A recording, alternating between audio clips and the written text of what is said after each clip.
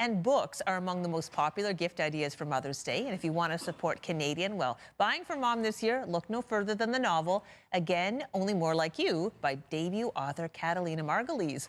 The book follows two best friends who are approaching their 40th birthdays while all grappling with some personal issues. So joining us to talk about this book and why midlife women are finally seeing themselves in fiction is the author, Catalina. Good morning.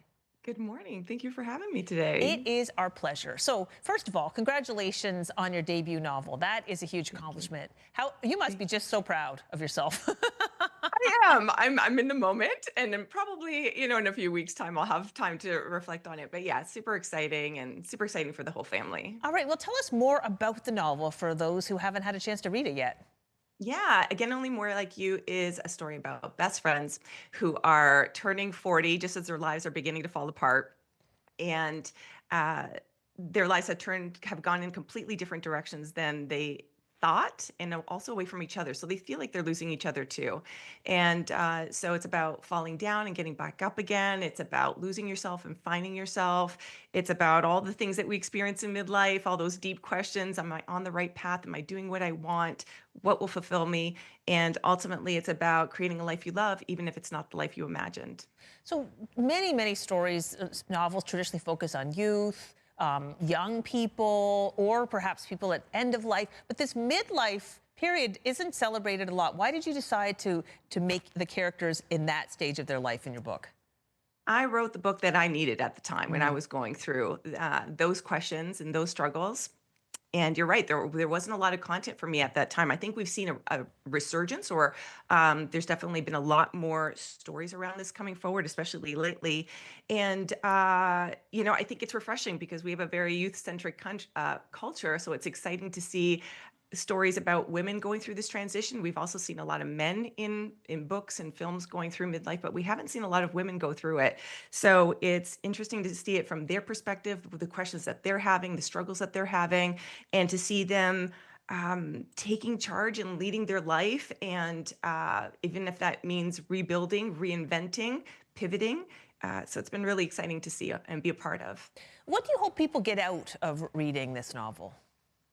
I hope that they will feel that their best is yet to come. And even if you've spent your whole life getting where you are today, it doesn't mean that you can't pivot, change course, and our priorities change, our values change, our dreams evolve, and I want them to feel that they can still make it happen, whatever it's going to be. Now, you were, when we were having a little chat before we did this interview, you were saying that you're noticing that just culturally in general, there seems to be more of an emphasis on midlife stories being told. I actually pulled some video from the latest season of The White Lotus. I did watch the show. You haven't watched the show, but it's fascinating. Most of the characters are in midlife, and they are doing all kinds of things. Why do you think that culture is having a moment where midlife is finally being recognized and celebrated? Well, there's a bunch of reasons. I mean, first of all, I think 40 is when the really juicy stuff begins to happen. The stakes are so high. You have marriage and divorce and parenthood and career changes and career transitions. So I think it's so rich for drama and humor. And then I also think that Gen X and millennials are growing up and they refuse to fade into the background. They refuse to disappear. They want to see themselves reflected in all their messy glory. And it's really rich stories. The women are fierce, they're fascinating, they're brilliant, they're messy, and it makes for gorgeous storytelling. Wonderful. What's the response been like so far from people who've had a chance to read the book? I think, it's what I always hope, which is that women are seeing themselves in this story. They are feeling encouraged by it. It's uh, reconnecting them with their selves and maybe their friends and with their dreams that they had buried under the children and careers and that they're feeling called to. And so, yeah, it's really exciting to be that little nudge that, yeah, it's your time and you can absolutely still make it happen. For sure. And I know the book is fiction, but when did you start writing this book? When I was turning 40, and yeah, I was going through all those questions, like spent my whole life getting here, but I don't want to be here anymore. And can I still change course? Can I create a whole other life for myself, a whole other career? And also just questioning, did I make the right choices? Am I happy? Would I choose it again if I had the chance?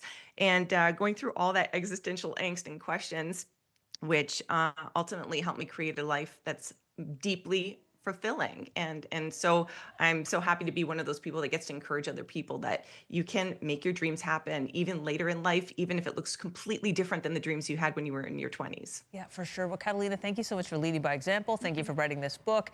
And people can find this book anywhere that fine books are sold, right? Yes, correct. Thank you. Absolutely. All right, we put the link to the information on our website about your book with Catalina. Thank you for joining us today. Again, only More Like You is available where all fine books are sold.